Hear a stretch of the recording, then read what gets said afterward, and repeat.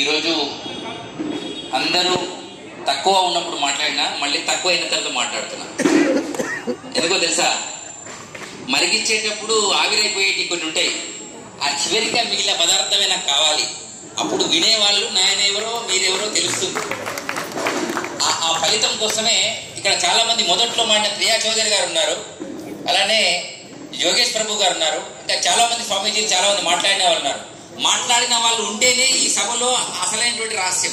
అలానే ఇంకా చాలా మంది స్వామీజీలు ఇక్కడ ఉన్నారు. అంటే మీకు ఒక సత్యం చెప్తా, ఏమిటంటే అందరూ మాట్లాడారు గంటలు గంటలు. ఇది హిందూ ధర్మంలో ఇది ఒక వాస్తవంగా చెప్పాలంటే ఇది ఒక వ్యసనం. నేను క్లియర్ చెప్తున్నా. మసీదులో 5 సార్లు టైం టు టైం పర్ఫెక్ట్ గా జనరేటర్ పెట్టి మరి అల్లా అని అర్ధగంట అండర్ గ్రౌండ్ లో మాట్లాడుకొని దేశం లోపల వాళ్ళు ఎలా బతుకుతున్నారు, ఎన్ని దేశాలు సాధించారు ఒక్కసారి గుండె మీద చేసుకొని చప్పట్లు కొట్టాడు. ఒకటి. ఇంకొకరు కేవలం హల్లెలూయా పేరు మీద 127 దేశాలు సాధించారు. వాళ్ళు గొప్పలే, వాళ్ళు కేవలం శుక్రవారం నాడు కలుస్తున్నారు లేదా ఆదివారం నాడు కలుస్తున్నారు. రైట్. రోజు గుడికి వచ్చేటోడు మాత్రం ఎవరిని కలవడం లేదు. వీళ్ళ దరిద్రం ఎవడు తీసేసే పరిస్థితి లేదు. దీనికి కేవలం ఆ మహాదేవుడే రావాలి లేదా మహాదేవ రూపంలో ఈయన రావాలి అనేదే సంకల్పం. ఎందుకంటే లయం చేసేవాడు శుచి చేసేటువంటి వాళ్ళ కడతల్లో అమ్మవారు ఉంది. అందుకనే తల్లి తండ్రి గురువు దైవం ములందునా, తల్లి తండ్రి గురువు దైవం ములందునా, తల్లి పూజ్య ముఖ్యమెల్లరకును సృష్టికంతటికి నీ స్త్రీ ప్రధానము గదా, కాళికాంబహం సకాళికాంబ.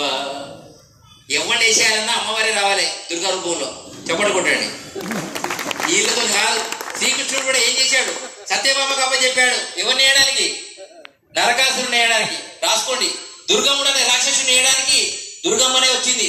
మేమంతా పక్కకు నిలబడాల్సిందే. అందుకనే మేమేమంటున్నామంటే అమ్మవార్లందరూ బయటికి రావాలి.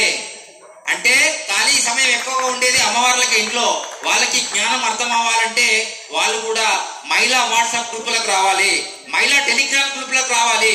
కానీ కేవలం ప్రియా చౌదరి మాట్లాడే విషయాలు విని ఇంట్లో కూర్చోవడం కాదు. అలా మాట్లాడకపోయినా అలాంటి వాళ్ళకు సపోర్ట్ చేసేటువంటి కేంద్రంగా వాళ్ళు రావాలి.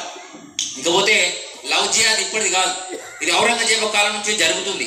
కానీ అది 1000 సంవత్సరాల నుంచి వాళ్ళు ప్లాన్ లో ఉన్నారు. మనం 1000 సంవత్సరాల నుంచి నిద్రలో ఉన్నాం. ఒక్కసారి వీరబ్రహ్మేంద్ర స్వామి 350 సంవత్సరాల నవాబుల టైంలో ఆయన ఒకసారి లేపి ఇచ్చిపెట్టాడు, వేమన లేపెట్టి ఇచ్చిపెట్టాడు. వీరభద్రుడు ఒకసారి ఎవడినకపోతే ఆయన దక్షయజ్ఞంలో ఆయన వేసి ఇచ్చిపెట్టాడు. చూసుకోండి. పరశురాముడు ఒకసారి ఖడ్గం దింపాడు, రాముడు ఒకసారి బాణం వేశాడు. వేసినప్పుడల్లా లేచి మళ్ళీ అంటుంది. ఇది ఒక్కటి కేవలం హిందూ ధర్మం మాత్రమే. మరి వేయడానికి ఎంతమంది వస్తారు? అల్లూరు సీతారామరాజు వచ్చాడు, బాణం లేచి వాడిపోయాడు. సుభాష్ చంద్రబోస్ దగ్గర నుండి చంపారు. చూసుకోండి మీరంతా. వివేకానందుడు మాత్రం మాలాగా పంచ కొట్టుకొని ఆయన కొన్నాళ్ళు ఒక గురువును పట్టుకొని ధర్మబోధ, సన్యాసము, ధర్మము, దేశం కోసం మాట్లాడాడు. అలానే స్వామి దయానంద సరస్వతి మాట్లాడాడు.